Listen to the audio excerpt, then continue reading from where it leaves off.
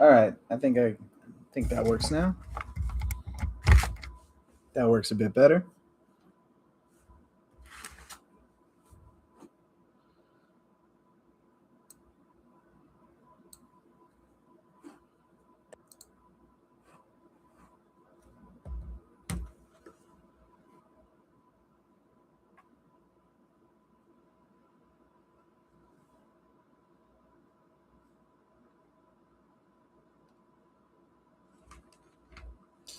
That goes. It goes. Just killing time.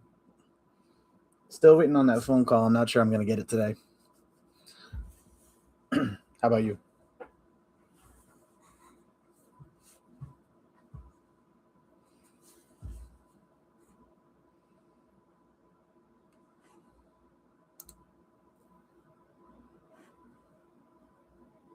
Hell yeah, Chris. All right.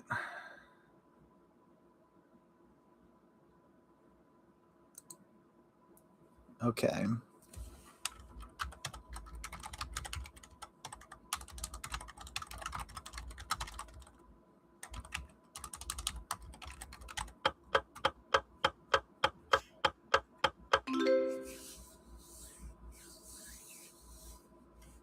Hell yeah.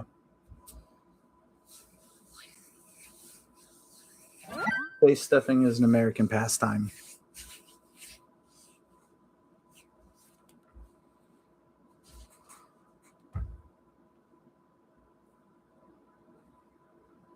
It's called Make It Meme. It's free online. Gives you a blank meme prompt. You fill it in, and then people vote on it.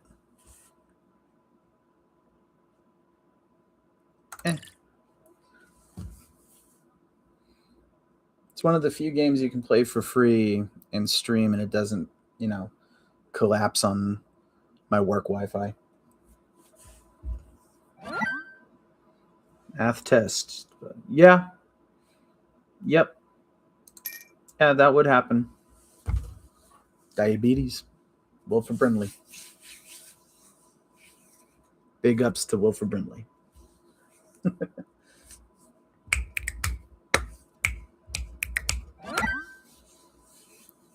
Cat in one bite. I'm communist. I hate Epstein. I mean, I don't know what to think about this. I'm sick and tired of all of these memes about Bernie Sanders.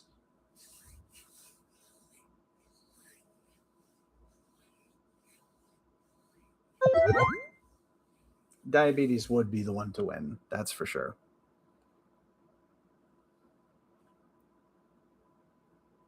My schedule is all over the place. I set my own schedule. So, um, normally on a Wednesday, I'd be out the door by like 5 or 6, but I came in a little bit late.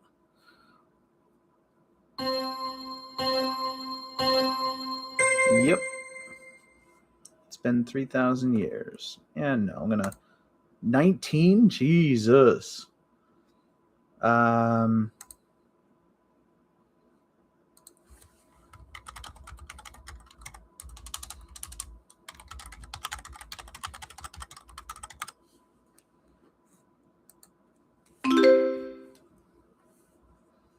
that was a little too quick. I could have shopped around more. That felt lazy to me.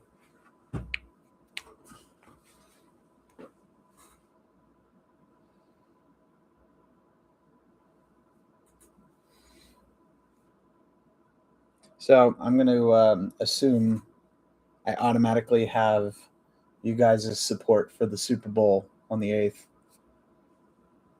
just by default.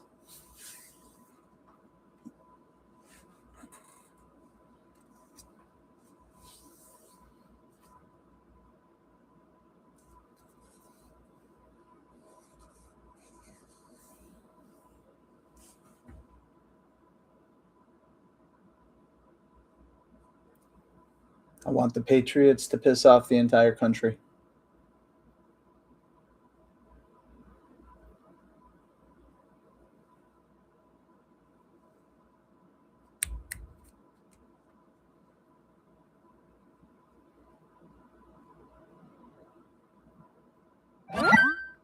Let's see.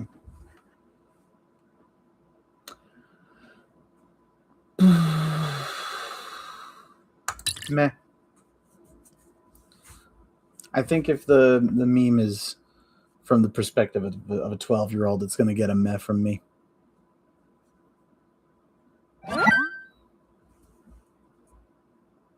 Yeah. Yep. Yep. Yep. That. This.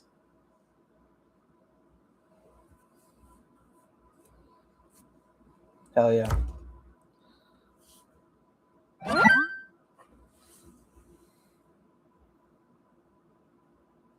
Yeah. I wish I kept my meme buddy for that one. You don't watch. That's okay. You just have to support the New England Patriots. That's all. And hell yeah, Chris.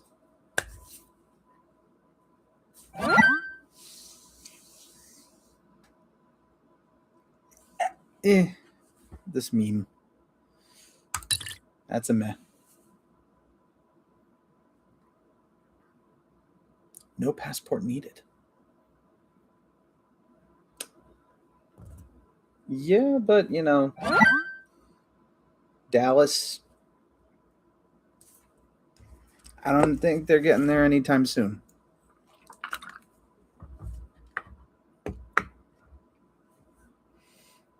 That whole division is a mess.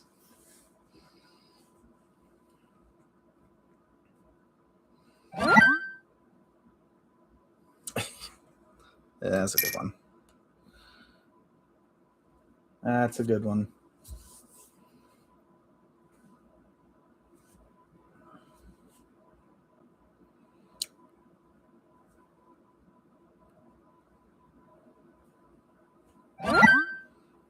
I was commissioned capable. This is an accurate use of the meme, but it's not funny. You know, that's yeah.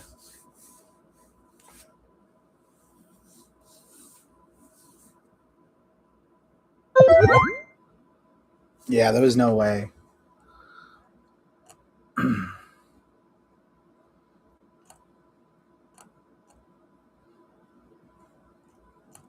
Yeah, I got some points. I'll take it.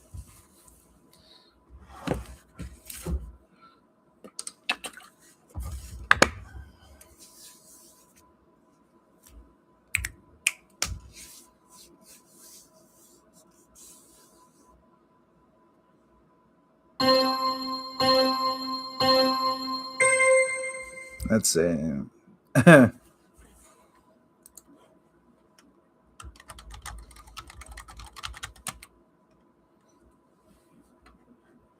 This one's a little too real. See, I respect that. I respect somebody who sticks with their team. I started being a Pats fan when I was very, very little. Around here, you're born into it. When you're born in Boston, the doctor bestows upon you 6 sacred things that you love until the day that you die. And those 6 sacred things are the New England Patriots, the Boston Red Sox, the Boston Celtics, the Boston Bruins, alcohol, and caffeine. Those 6 things are what makes us who we are. You put those 6 things in a blender, hit puree, the creature that will crawl out of the blender will be like, "Hey, buddy, you guys square I could borrow? Yeah, I'll give you $1 for a cigarette, kid." But people who just switch their teams just because they're going through a rough patch, cowards, cowards. When I was growing up, all 4 of my teams sucked. Bruins were good, but they couldn't get over the hump. Celtics, they just lost Larry Bird, and then Reggie Lewis died. The Red Sox hadn't won a World Series since World War One, and the Patriots had never won a World Series, a Super Bowl. So it's all about sticking with it.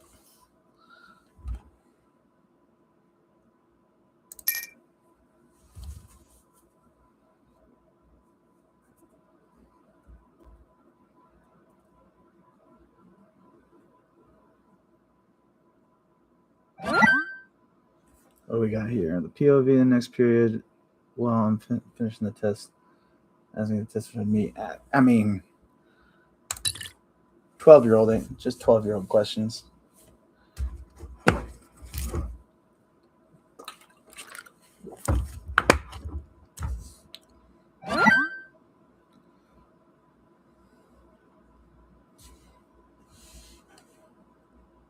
I mean, it's not bad.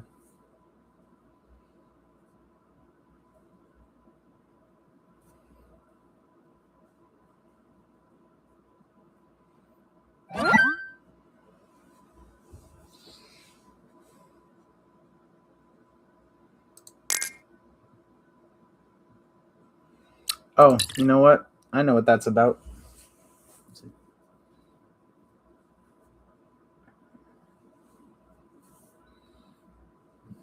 Okay.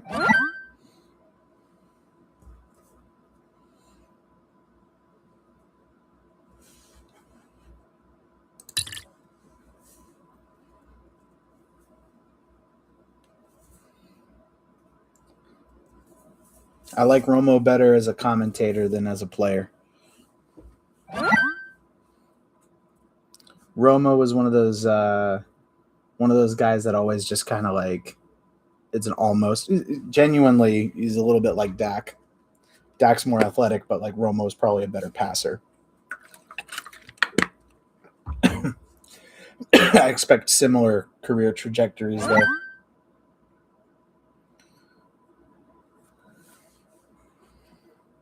Downvote. Downvote for Nikocado Avocado and downvote for being mad about memes about the most prevalent thing around us right now.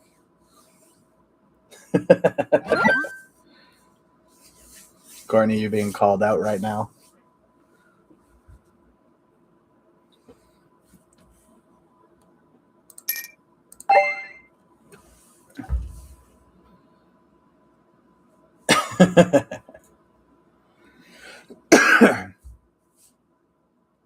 You know what this is? You're just going to have to duel it out. It's going to have to be Duel of the Farts. There you go.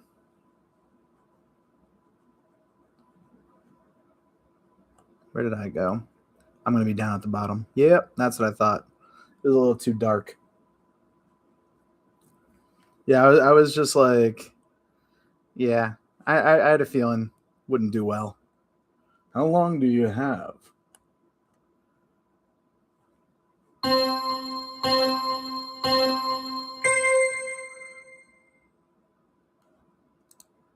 Mm. I definitely can feel myself coming up with something here, but it's too short notice. Nope.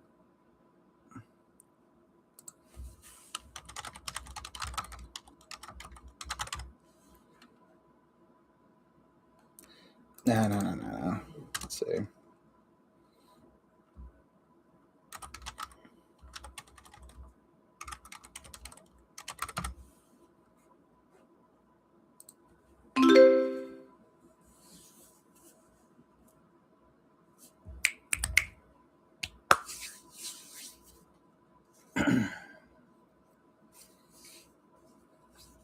See, this game is not as fun to play with randos. You got to get like a group of people together, get them all on like a Discord call, and I'll play it together.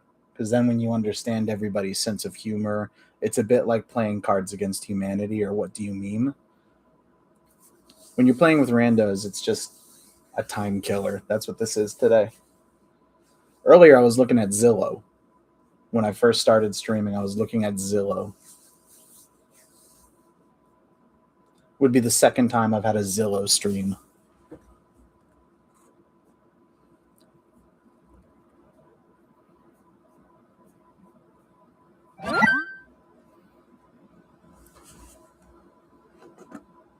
That's wholesome, but you know, it's not funny. Oh, I'm clicking on the screen here.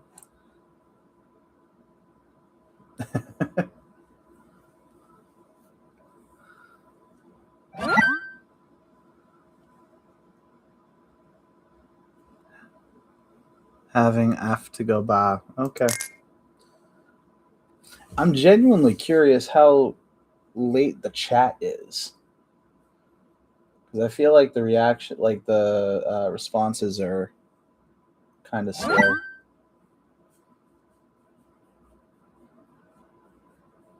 Yeah, well, deal with it. Downvote for you.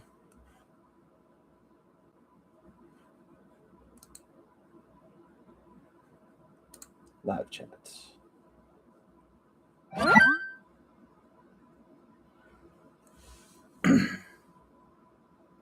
Oof. Oof. Fuck you, dude.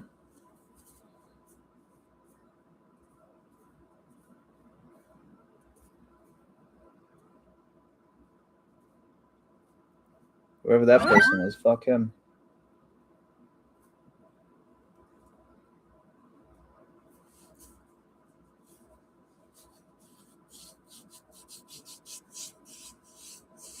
Dude, watching Bovino retire, watching Lil Himmler just wandering off into the nothing.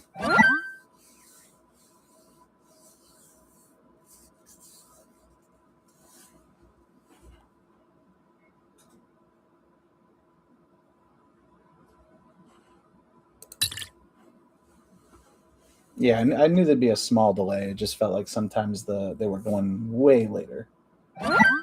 Anyway, senior finishing school, freshman. And again.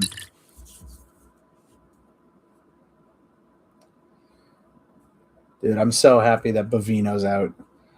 It was pissing me off watching him walk around with his little Gestapo coat. Little piece of shit, loser.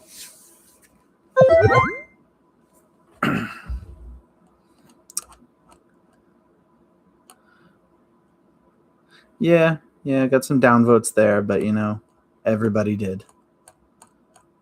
So they can all eat shit.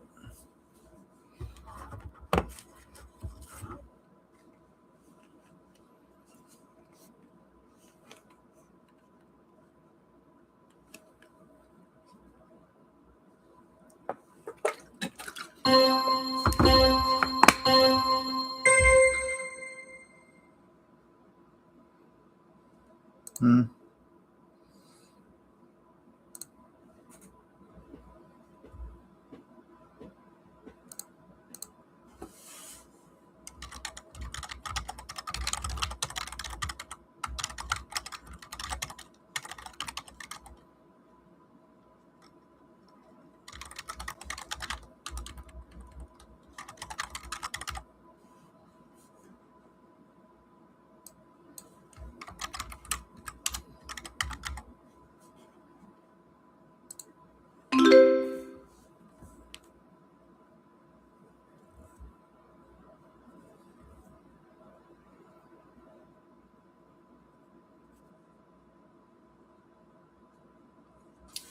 I keep forgetting to check what time I'm supposed to be getting the fuck out of here. All right, I still got some time before I go out into the snowstorm. Trudge through 2 feet of snow. It's not actually that bad. It's all powder.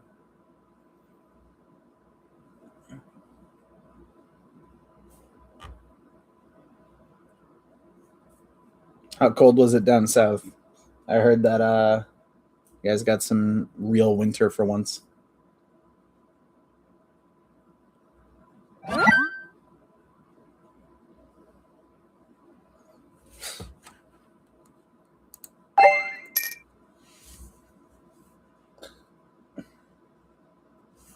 Me too, SpongeBob. Me too.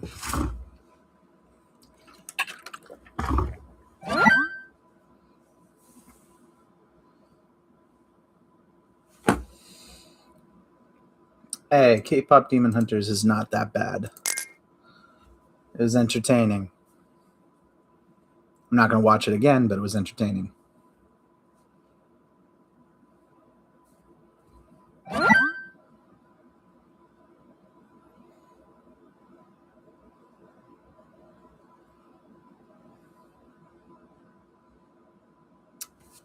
This only works if you're a football fan, but banger.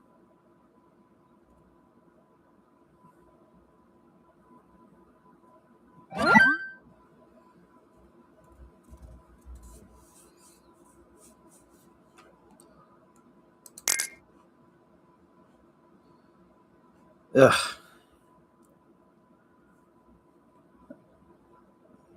Fucking children.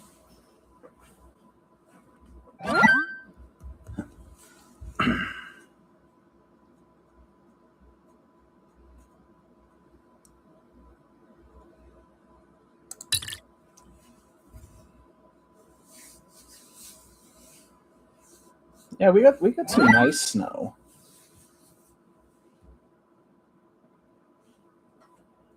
Ah, we got two players probably in the same fucking room.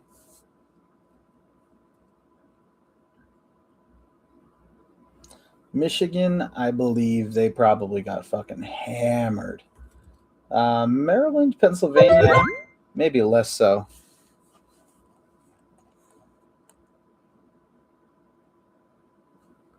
Damn, got downvoted to hell.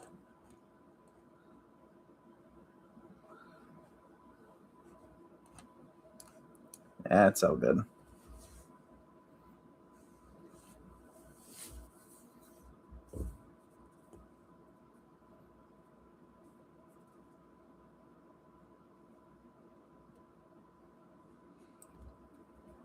If someone whispers the word snow in the next room, do you guys have a state of emergency?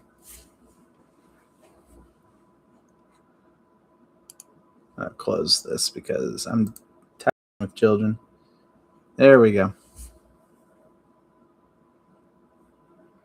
What should I be doing for the last 30 minutes?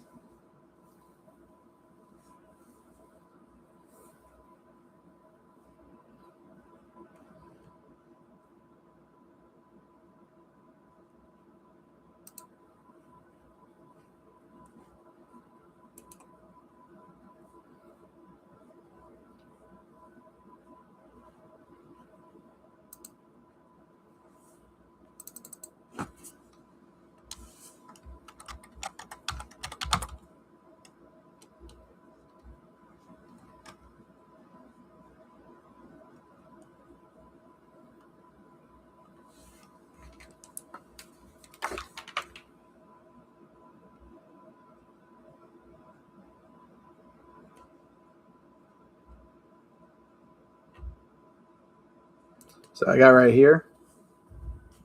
Let's see if it sets in. Will it? Yeah, there we go.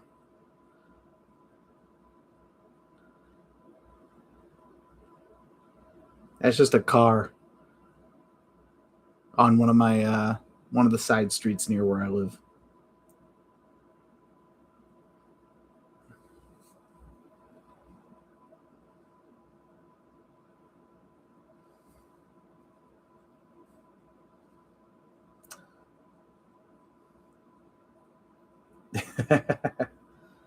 It's a good time actually. There are traditions though. There are laws right here. See that? Those are space savers. If you dig out the spot, you put an object on the spot. No one is allowed to take that spot. It is cardinal rule number one. The sin, cardinal sin, is to move somebody's space saver and park there.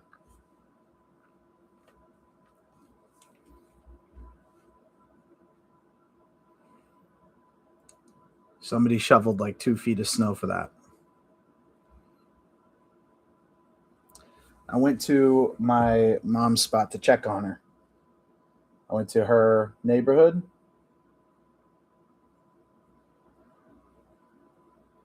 This was after they shoveled.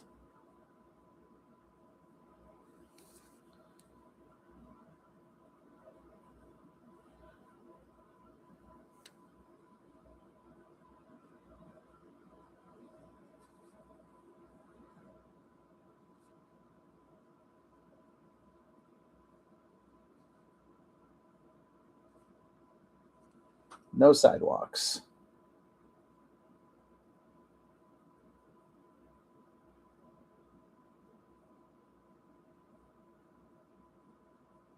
No sidewalks, no nothing.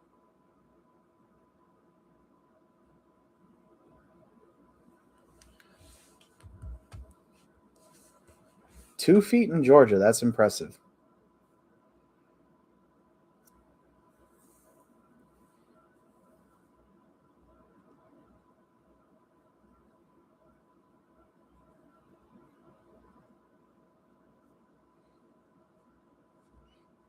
Yeah, you can't do shit if it's like around here. If you're snowed in, everybody just kind of assumes you're good. You're fine. You'll be all right. You can't be expected to come into work if you've got a snowdrift 6 feet tall outside of each one of your doors.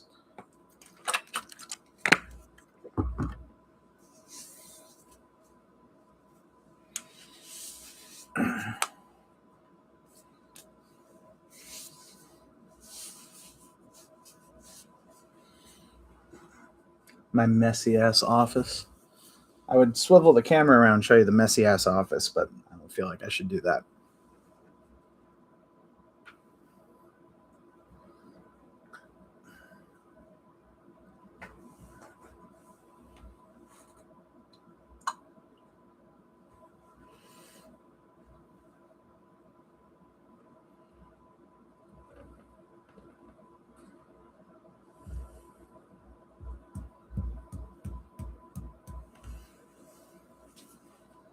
I'm just now realizing that I think I lost my Lord of the Rings One Ring. It used to be dang. Oh nope, I remember what I did with it. I gave it to somebody.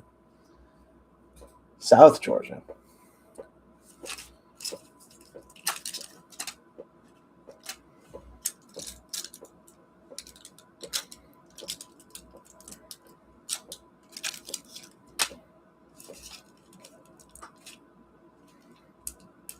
You need to start slowly convincing people that you don't live in Georgia, the state. You live in Georgia, the country. Just little by little, just like Photoshop yourselves into selfies in Georgia, the country. And don't tell anybody. Just, make posts like, hey, so grateful to be in Georgia and out of Florida, and see how many people don't notice until it's out there.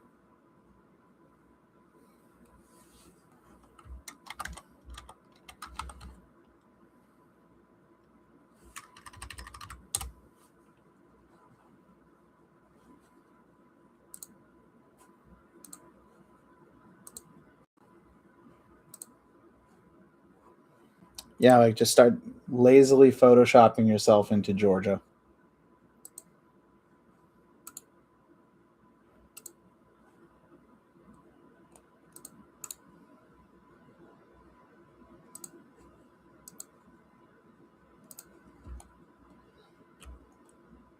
There you go. This is where you guys live now. Both of you live right at the top of that little tower right there.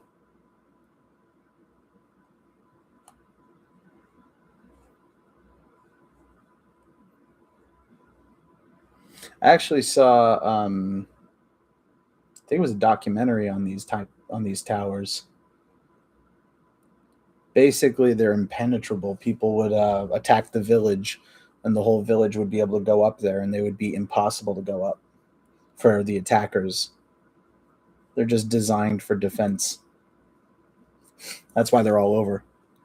Ah, excuse me. Got one here, got one here, one here, one here, one here, one here. Probably got some off camera too. I think it was a Yes Theory video.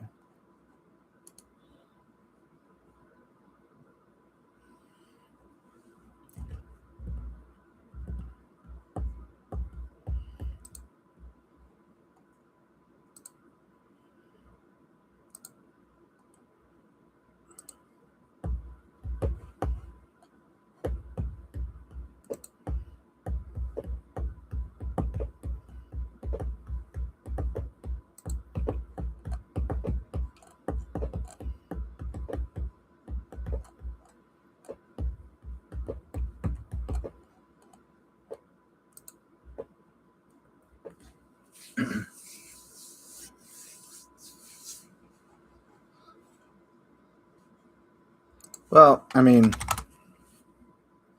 let's share the maps.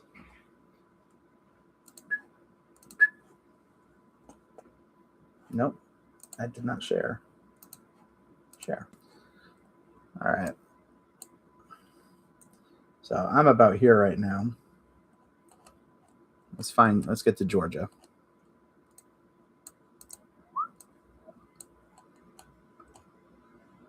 All right. Where are we dropping?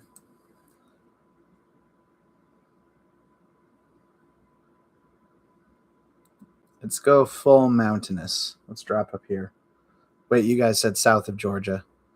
So we need to drop in the south of Georgia. We'll go down here. What do we find? Ooh. What a view.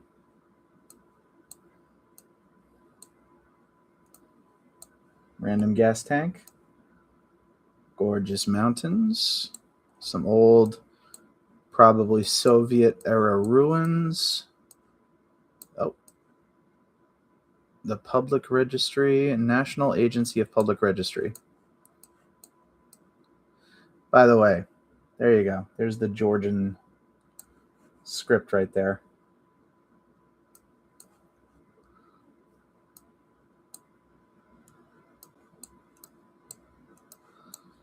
Ooh. Now that just straight up looks like it could be in fucking Utah. And then you turn around and it still kind of looks like Utah. All right. Let's find another spot for you guys. We're going to go up into the real mountainous stuff up here. Let's go right about there. Ooh. Found a canyon.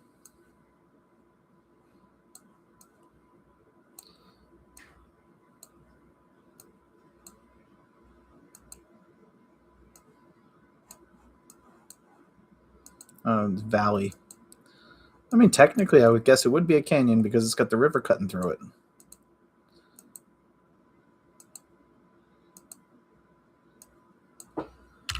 Those are some fantastic views. What do we got here?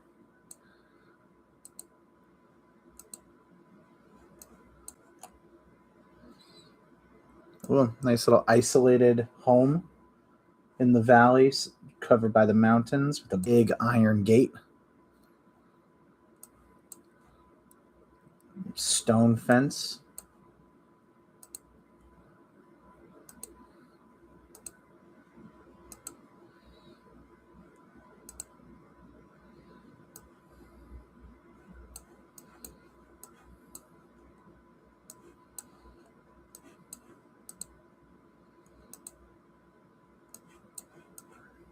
I kind of want to make a joke that it's like a bit like Western Mass, but I don't want to. So if anybody there, ooh, what do we got here? Drop into a national park. See what we got. Okay.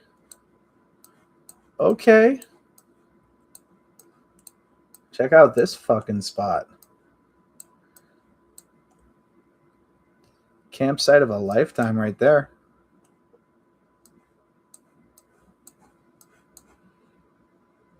Got any others? Let's go up here.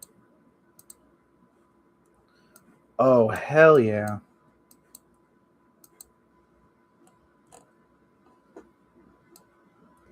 This is the life right there. I was up a mountain with Britt this past fall, and due to some injuries, we had to stop. And I found this mossy spot on the side of the mountain while we waited for everybody to come back down. And, we all sat on this beautiful rock face, and there's a cliff, and we can see through the trees off to the distance the Appalachian Mountains sprawled out before us. And I just kind of laid down in the grass on the moss. Took a solid hour long nap. It was like the best. And check that out. Look, glacier up there. Ooh, that's a big glacier.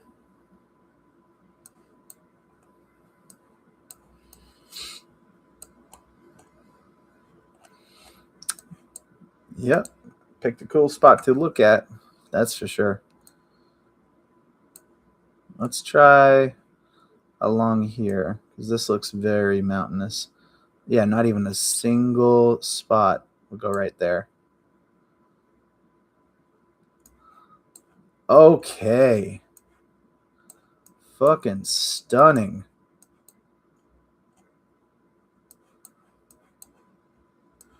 Not gonna lie, guys. I think you guys picked the wrong Georgia. I think you picked the wrong Georgia. That's just what it is. Like, look at this shit.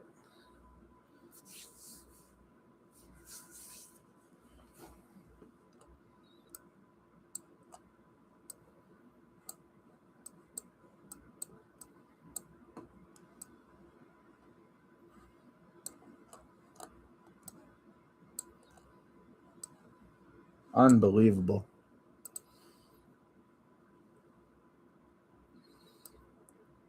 Hey, Georgians, your country is spectacular.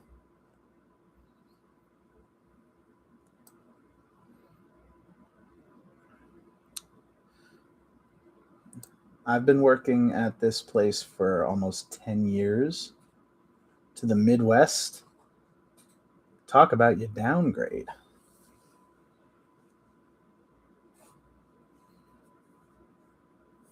With full disrespect to the Midwest.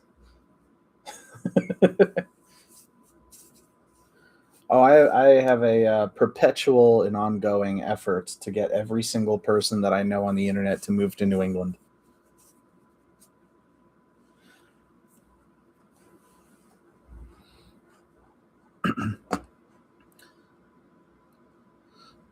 But I have been working at this place for nearly 10 years now. And things to do was to talk to people and learn about actions that are in their country that they wish other people knew about. And then I would just spend all fucking day on Google Maps looking for those places.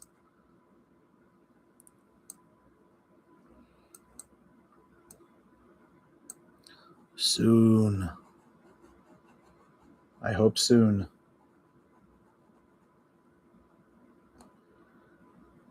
I'm impatient. I want to do my trip.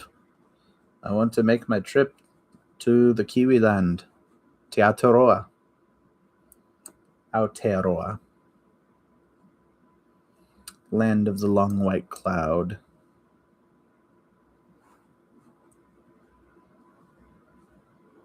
Closest neighbor to be 30 miles away. You can do that in New Hampshire.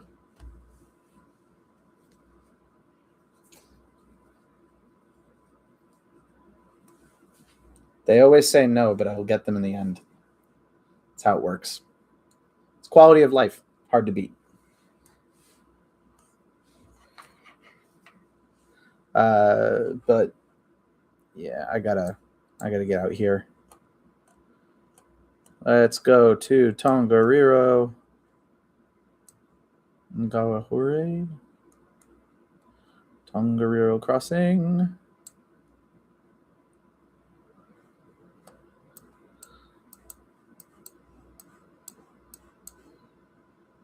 It's a bit snowy.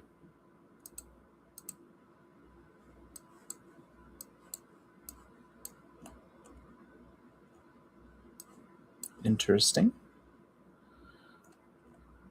I want the other mountain.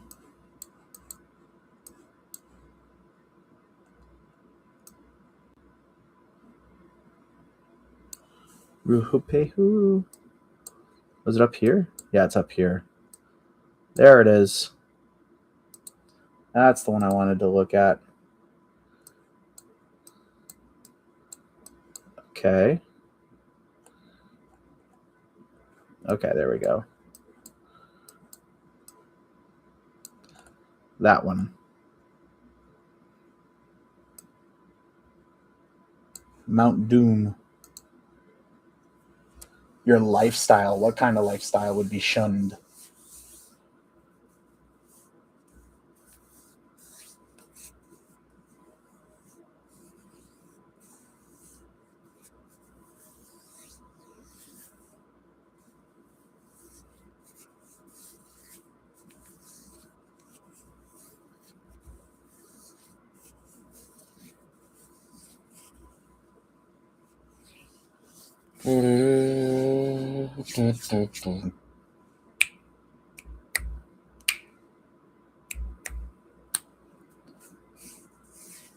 I want so badly to climb this mountain. Even though the path that I need to take goes across this one.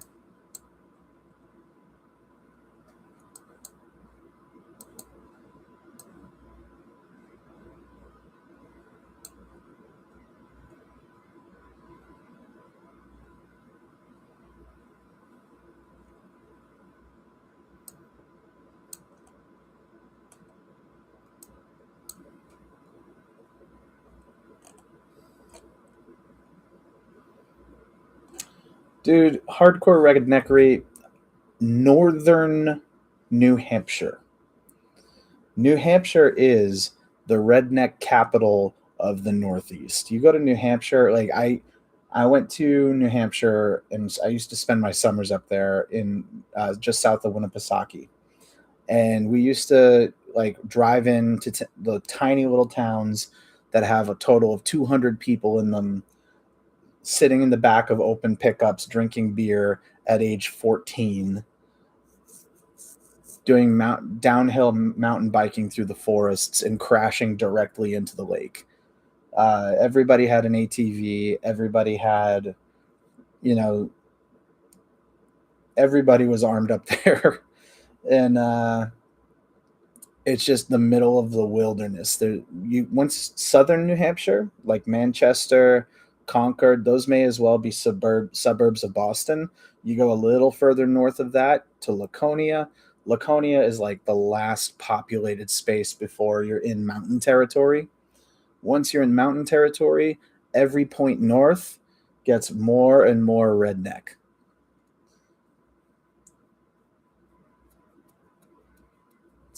It's New Hampshire is rednecks with a good school system.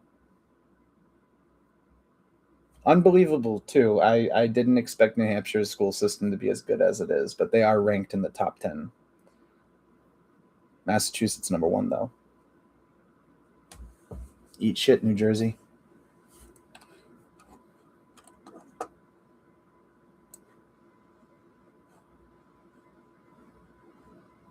Yeah, like when I would go up there, we would build like forts in the woods, chop down some trees, wild camp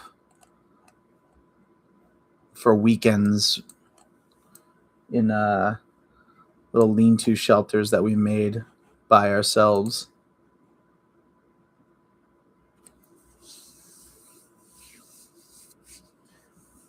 So I had my first beer at 3. Did not like the taste because it was one of those like little 3-year-old going, "Hey, can I have your adult soda?" And then my uncle was like, "Yeah, this will be funny." Not a big fan. Not a smoker, can't do it. Would just fucking kill my brain. I get migraines like that. And I was not able to have weed until a certain curse had been lifted. I take my word very seriously, and I had promised someone that I would smoke with them before anybody else. And because of that, I wasn't able to have anything involving marijuana until I was, I want to say, 29. And even then, not much until more recently. Edibles. Edibles are great. Edibles are awesome. I just don't. I don't smoke. I try to protect my lungs. I got to. I like my voice too much.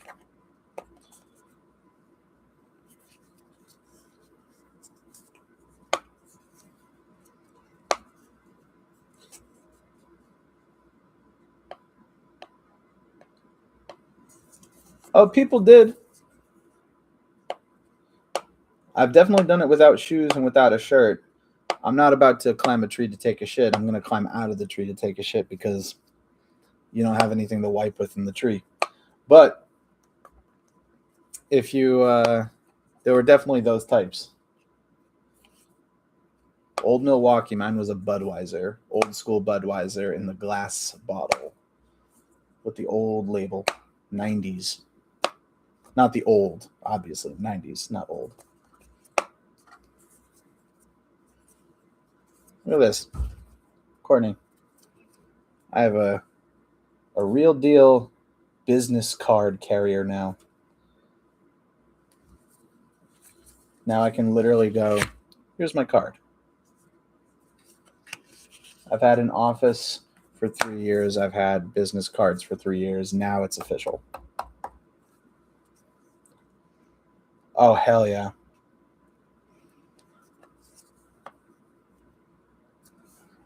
Can you, like, is it, it's not recreational in Georgia, is it? It's recreational here. From where I'm sitting, there's like 3 or 4 dispensaries within a 10-minute walk.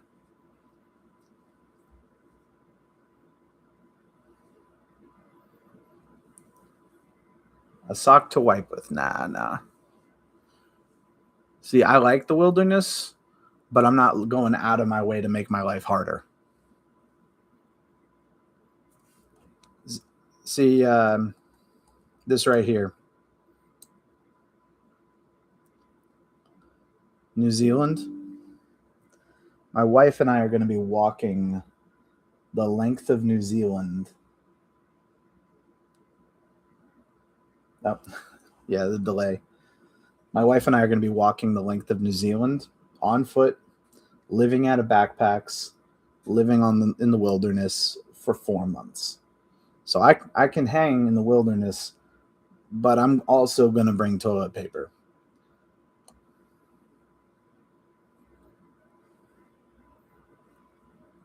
Sometimes I value my comfort. I don't feel like this is no license yet. Yeah, no license needed here either.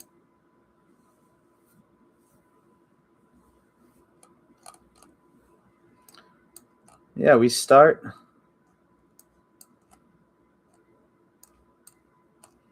There we are.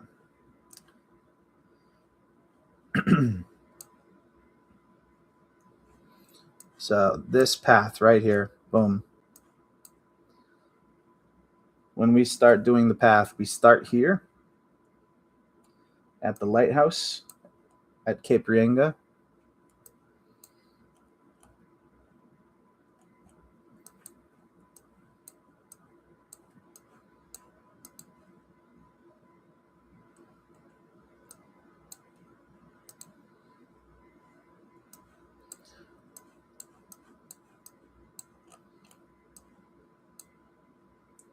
And we follow this path right here for 1,800 miles. We go down to the beach, 90-mile beach. We follow that beach all the way until we get to there's a crossing up here somewhere. Where is the crossing? Right there. Pretty sure. Yeah, pretty sure that's the crossing. And we go up this way.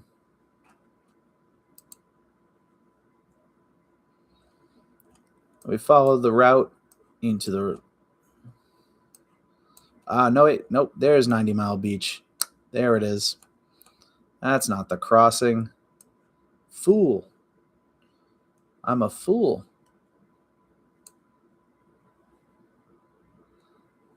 Okay. Someone's got to learn how to take 360 pictures.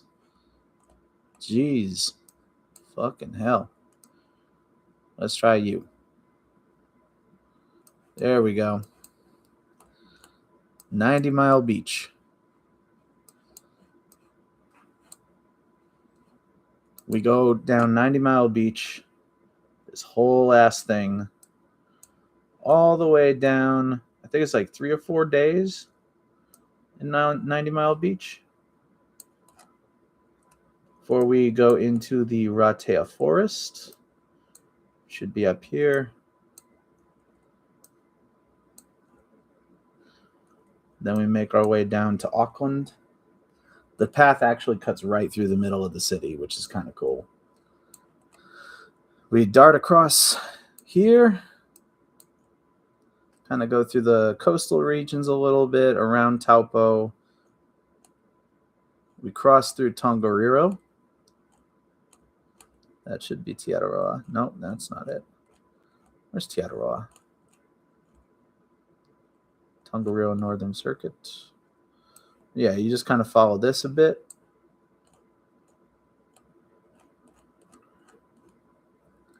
Tongariro is that volcano I was showing earlier. And then it is a spectacular... Where? Did no one take pictures on the Whanganui? There we go. Then we take a amazing 5 to 7 day canoe trip on the Whanganui River. The Whanganui River is going to be a nice break. Rest our legs, enjoy just paddling.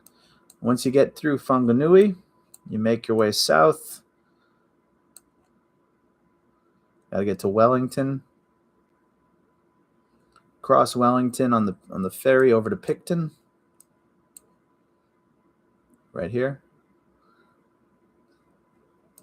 Up the Queen Charlotte Sound right here. Then there's the Queen Charlotte track. You get the Richmond Ranges right here. So Richmond Ranges are nice. This is also Te Aroha. Those are the blazes for Te Aroha, the orange triangles. Ooh, I'm at Old Man Hut. Where's the hut? Show me the hut. Where's the hut?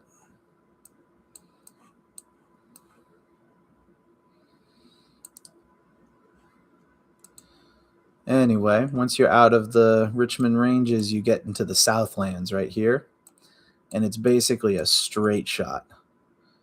You follow the Southlands forever. There's Mount Sunday.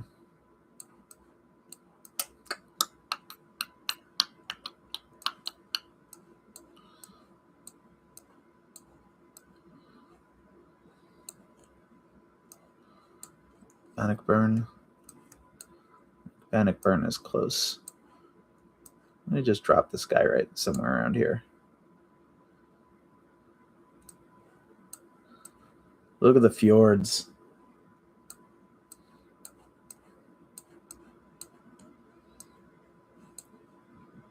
Dingleburn.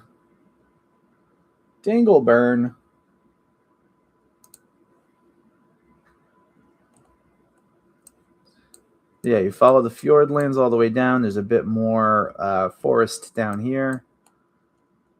And then you end the trail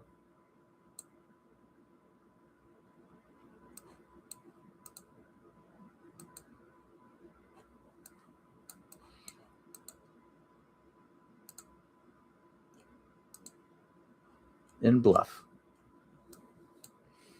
And that's the end point right there. 3,000 kilometers, 1,800 miles, all on foot, with the exception of the Whanganui River, the Wellington to Picton ferry, and oftentimes there's going to be a bit of a ferry right here because crossing that otherwise would be a nightmare. Hey, what's up, Sater?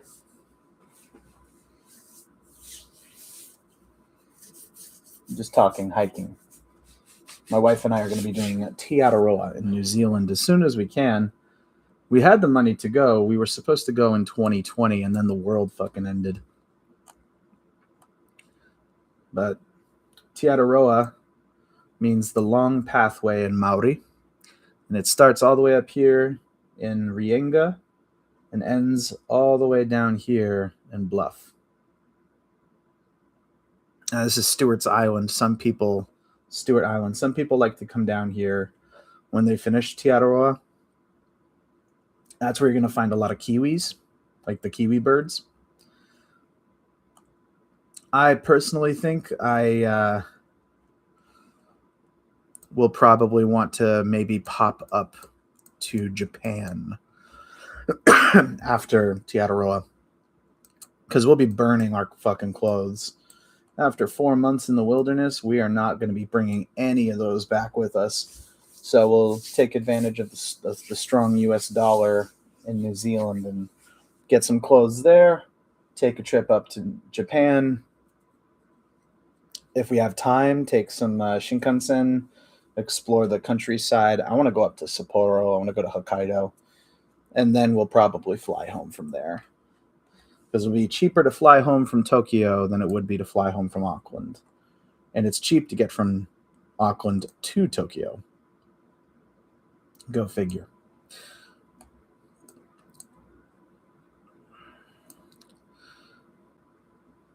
Hello from Europe. Hi. Hello from Boston. How's things down in Europe? Croatia. I would love to go to Croatia. I have had Dubrovnik on my list of go-tos for a while. Next to Croatia, Mostar is also on my list. The bridge here is stunning in Bosnia and Herzegovina. Yeah, this one here. This bridge right here. Slovenia. All right. What should I look for in Slovenia?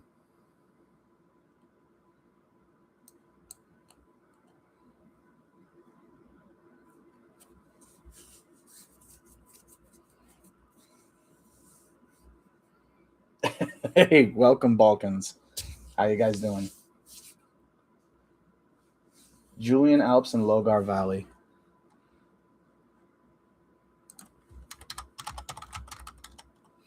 Let's see. Let's drop a random pin and see what we get. I always like dropping on the circles. Freak love. All right, I'm going to close this. Drop this back here. Ooh, love me some mountainous terrain. There's some spots in the Te Aroha that look a bit like this. I love jagged mountain types. Go to the road that's in the valley.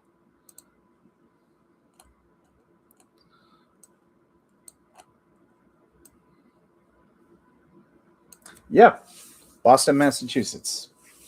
East Coast.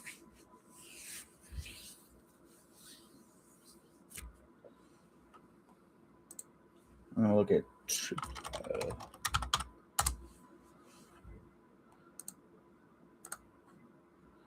let's see. Let's drop this bad boy right here. Oh, damn, man. Good call. 3 a.m. I've been there. I'll probably be there later today. Ooh. See, I love hiking. Not big on mountaineering myself. Mostly because I don't want to deal with all the extra equipment. Oh, yeah. I work at a hostel. So in Boston, we have a hostel. And one of my favorite things to do is kind of interview people that I meet and ask them, what's a place in your home country or hometown that you wish the world knew about? And would you like to share that with them? And then I would develop this list and work on that. And I called it the list of places. And it's just a nice, not like a to-do list. I don't think I'm ever going to get to go to all those places. Some of the places on the list are impossible to go to. And Melania's going, well, I hope that you are a better representative of your town. Chris, Courtney, see you around, guys. Thanks for stopping by.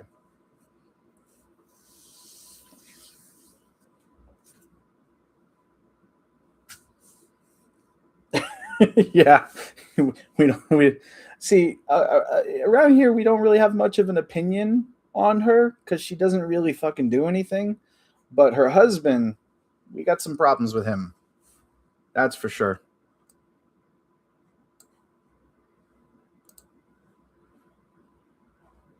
Zadar. Let's look up Zadar.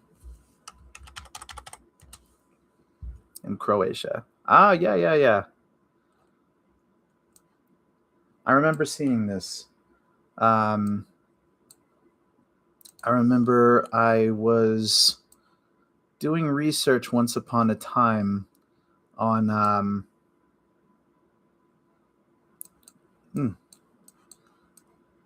yeah, there's a lot of places that I've seen that have these sorts of vibes.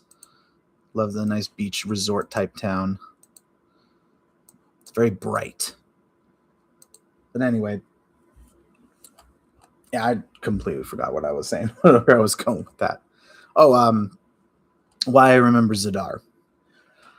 A friend of mine, we wanted to do once upon a time a documentary series on what we stand to lose if we let the ocean level rise too high. And we wanted to highlight coastal regions that would be completely wiped out.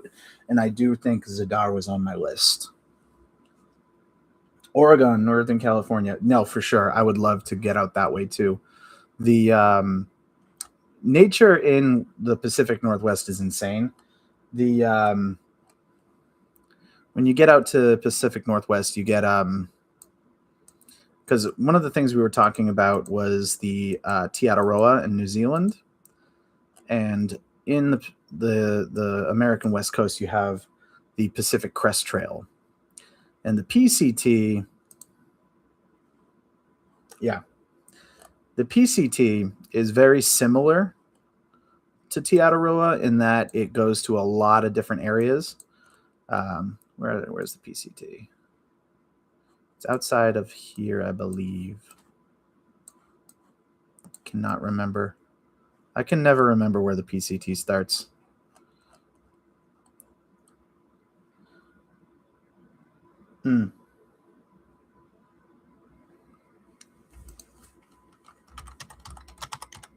Southern Terminus. There we go. Yeah, Campo. So the PCT starts here. So right there. And it follows all the way up through California, all the way up through Oregon, all the way up through Washington, and it ends up here in Canada. Let's go PCT Northern Terminus. Check that out. And we'll just bring this bad boy over here.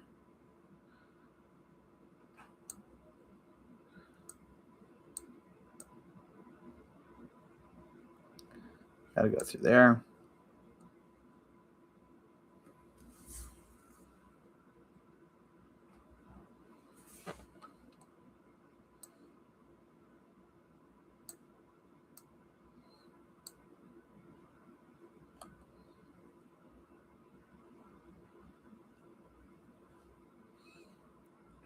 I feel like I'm watching a connection happen in real time between you guys.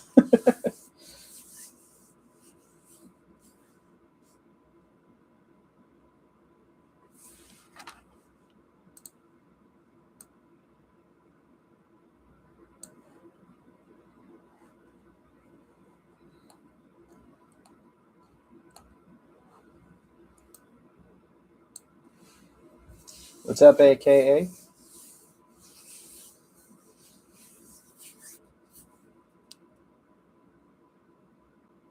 Right? That's what I love about the internet, man. You can just kind of get in contact with who knows who. Who knows who? The two people that left earlier, I actually know one of them. That was my friend Courtney and her boyfriend Chris. They're in Georgia in the U.S.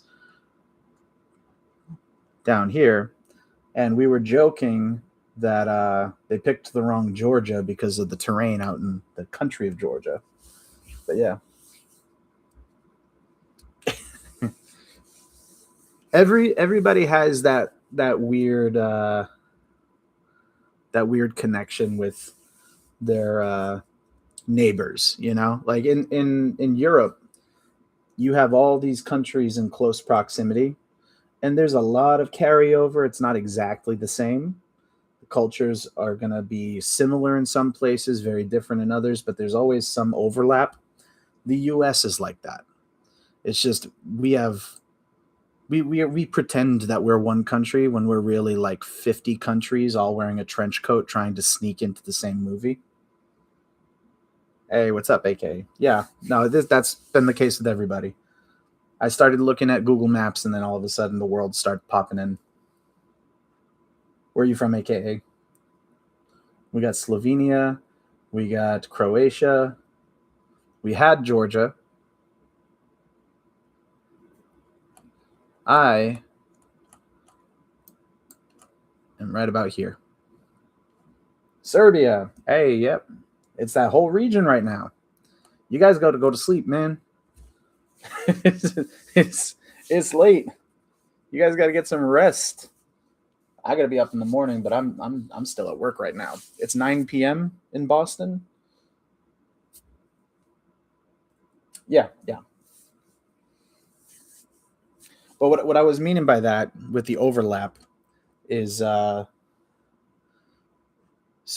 when you look at the United States, right? You got 50 states. Each state has its own culture, has its own thing going on, but we are still one country.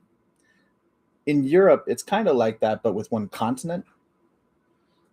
Because Massachusetts, my state, is one of the smallest states in the U.S., and it's about the same size as Ireland. One of the smallest states is about the same size as an entire nation in Europe.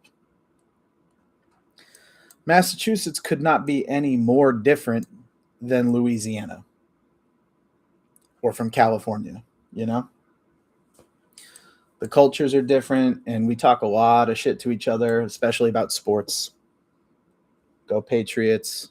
We're going to beat the Seahawks in the championship. But at the end of the day, we all kind of have each other's backs because people come first. Where we're from, not as important as who we are.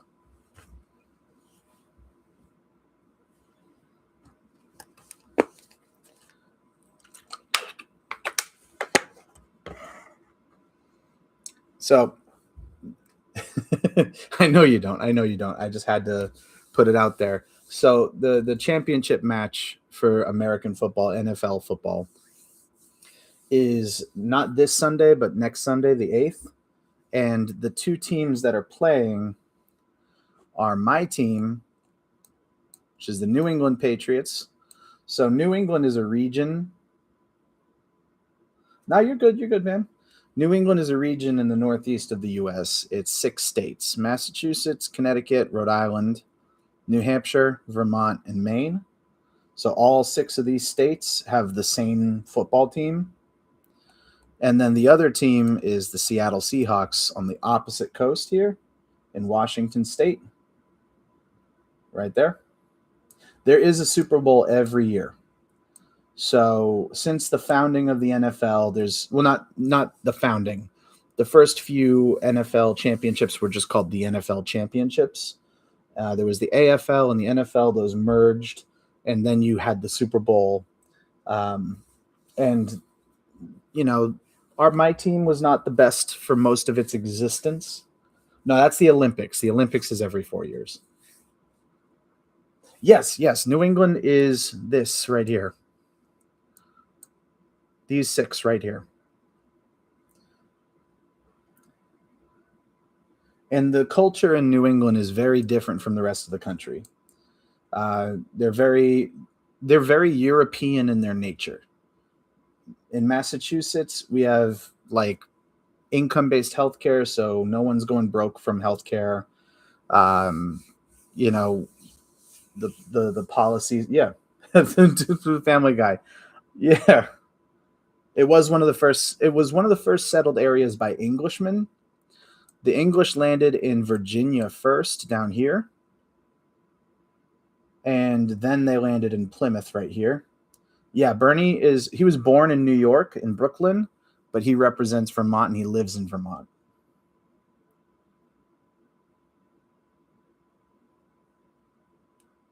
And where am I leaving to?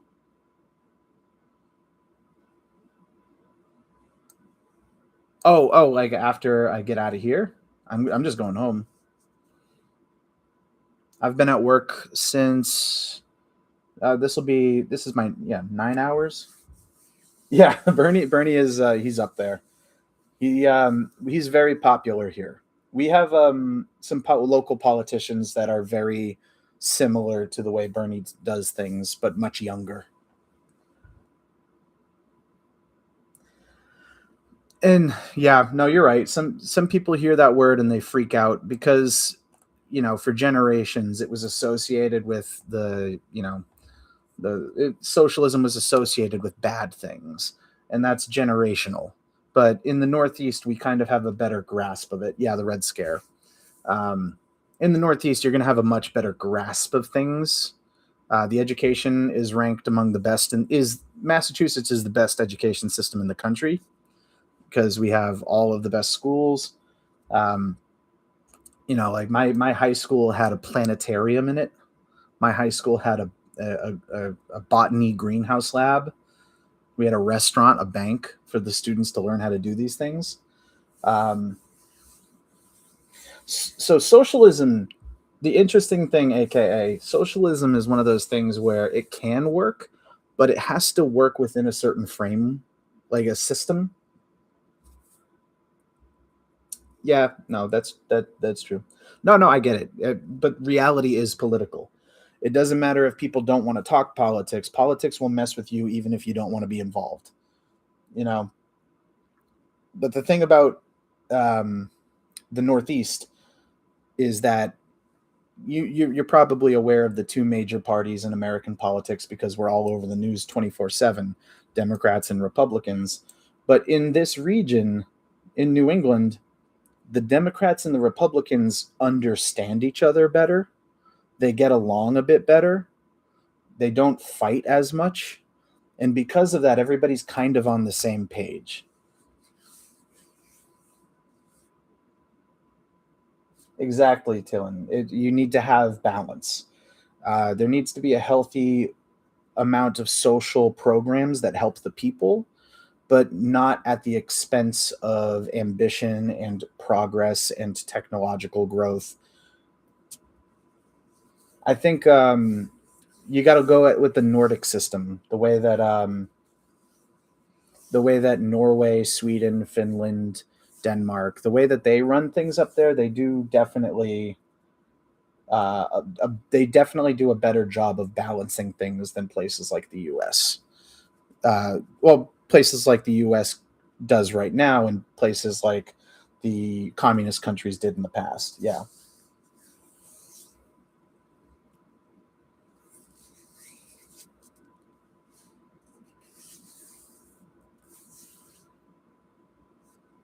But yeah, it's all about finding that healthy balance. For example, one of the biggest things about Europeans talking about American life is the healthcare argument. Um, in Massachusetts, in my state, we have a social healthcare option so that if you can't afford healthcare, it's completely free. But if you're rich, you pay for it. And because of that balance, the taxes never really go that high compared to some other countries. In the US, Massachusetts has the 13th highest tax burden per person out of 50. 13 out of 50 is not bad. That's definitely not top 10. It's definitely lower than most of the countries in Europe. It's definitely lower than Canada. And no one has to worry about their healthcare here. Our average income is pretty good. Our average pay is very good. Our education system ranks in the best in the US. And is among the best in the world. No, because if you tried to fake it, you have to, when you go to apply for that system, you have to provide income statements and kind of give them the ability to monitor your bank. Not necessarily monitor, but it's like you have to give them bank statements every so often to prove that you don't make that much money. The ability to sort of defraud the system it's harder to do and get away with it than people expect. The only people that really ever get away with tax fraud are the billionaires. The billionaires are the only ones that have the resources to get away with it. If you're not a multi-billion millionaire or a billionaire, you're not getting away with tax fraud, especially not in Massachusetts.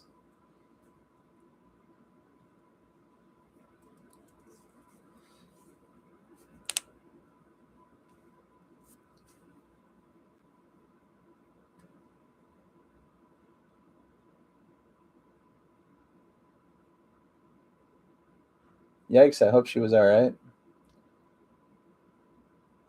I called the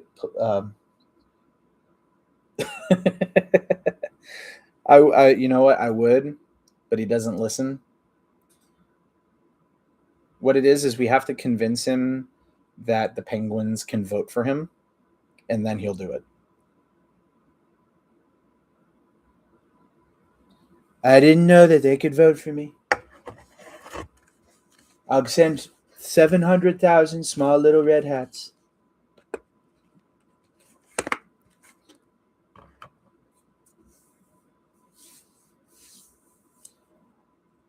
He's it's a cult of personality, unfortunately. Um, the shitty thing with, so not to dive down into the rabbit hole, when it comes to things like the people joining into that sort of ideology, the Trumpism, the MAGA, all that shit, there is a portion of that group that are just deceived that they come from a homogenized culture in a rural community where they don't have a lot of interaction with the outside world.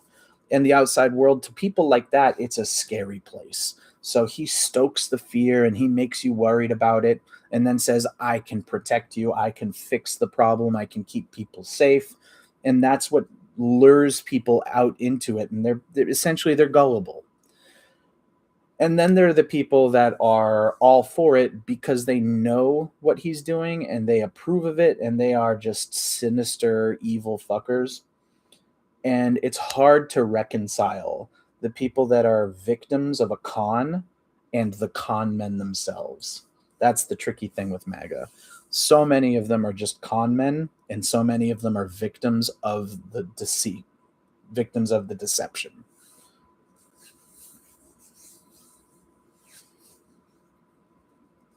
Absolutely.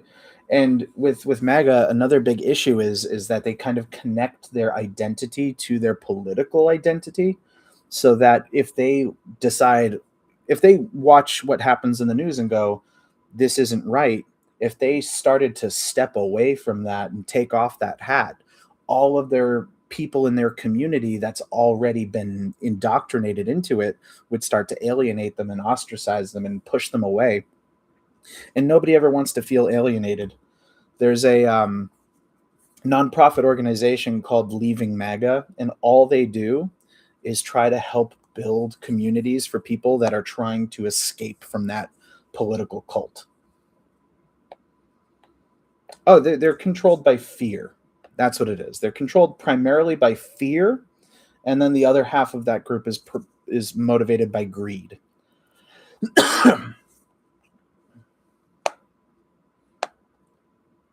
Yeah, the facts don't care about your feelings. Facts don't care about your interpretation of the facts. Facts are just facts.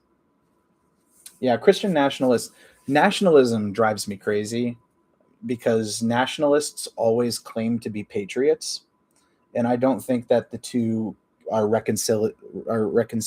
can be reconciled at all. because nationalism is blind loyalty. It means I will love my country even when they do evil. And patriotism is I will call my country out if they do evil. The patriotism is earned love. Yep. Yeah. Oh, I'm an atheist myself. I grew up in a religious household. I grew up saying my prayers. My grandmother insisted I finish my prayers in Latin, et nomine Patri, et Filii, et Spiritus Sancti. But at some point, I just started to get um, tired of the answers I was getting to questions, and it just pulled me towards seeking knowledge myself. And the more that I started to learn, the more I didn't want to be involved with the church anymore. Nationalism is common in the country of Turkey. It's common everywhere. Nationalism exists everywhere. That's good. Good on your grandparents. My grandmother was pissed.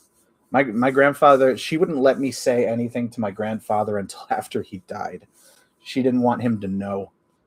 And I all I said was, "Well, Grandma, if you think he's going to heaven and he can watch down on us, he's gonna find out." But yeah, it was one of those things. Yeah, nationalism exists everywhere.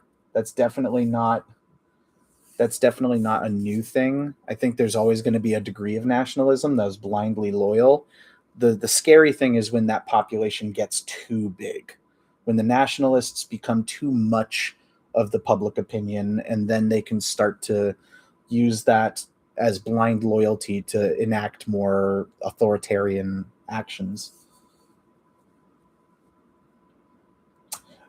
It's fun that it's funny you bring up the white pride stuff because there's this ongoing idea that white as a race exists, but it really doesn't, because racial makeup, what constitutes what a race is going to be based on the ethnicity of where you are. And even in Europe, and you mentioned this earlier, you've got the Germanic people, you've got the Slavic people, the Romance people, the Italians and the Greeks are different. They go back a certain degree, and you can look at a person who's Italian, you can look at a person who's Greek and say, I can tell that you are not from the same place. That is sort of ethnicity. And race became a thing because of the sort of social hierarchy of this versus that. White became a status, not a race. There is no such thing as the white race because it's just a conglomerate of all the approved ethnic groups, the people who are societally put on top of the power structure. Yeah, dividing by language definitely is a practical approach. Um, but yeah, so many people have this idea that whiteness is under attack, but whiteness never really existed. It was something that was constructed to enforce an idea of superiority. So the best thing to do is to let that idea die out, because it doesn't benefit anybody to elevate a label of identity beyond the label of human, because human being is the one united label. Every single person on the planet can say, I am a human being. So that should be the first thing that we notice. The second thing should be our name, who we are, who we determine ourselves to be. That's in our name. That's in who we are as a person. That's the second label. Everything after that can be your religion, it can be your nationality, it can be your ethnicity. It's still part of who you are, but human should come first always. Seder, thanks for coming by. Thanks. It was nice talking to you guys. Hopefully I'll see you guys next time.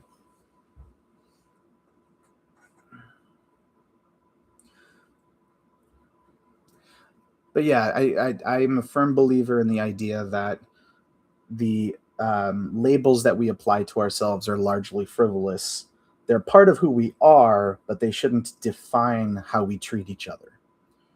So that's my approach, but I do have to go. I stayed an extra 30 minutes longer than I was supposed to. So I'm going to bounce. This was a great conversation, guys. Like, I'm so happy to have met you guys. It was cool looking at your home countries and your favorite spots. Come back. I'll try to stream again at some point and do this. We can have more chats and conversations. If you're interested in keeping in touch, you know where to find me. All right. Have a good one. Oh, yeah. Thank you. Thanks for the sub. Most of the videos I put up there are karaoke related, but I do want to mix it up pretty soon. But yeah. Anyway, thanks for hanging out. This was a nice way to spend some time. So I'll be sure to do this again sometime. Have a good one, guys.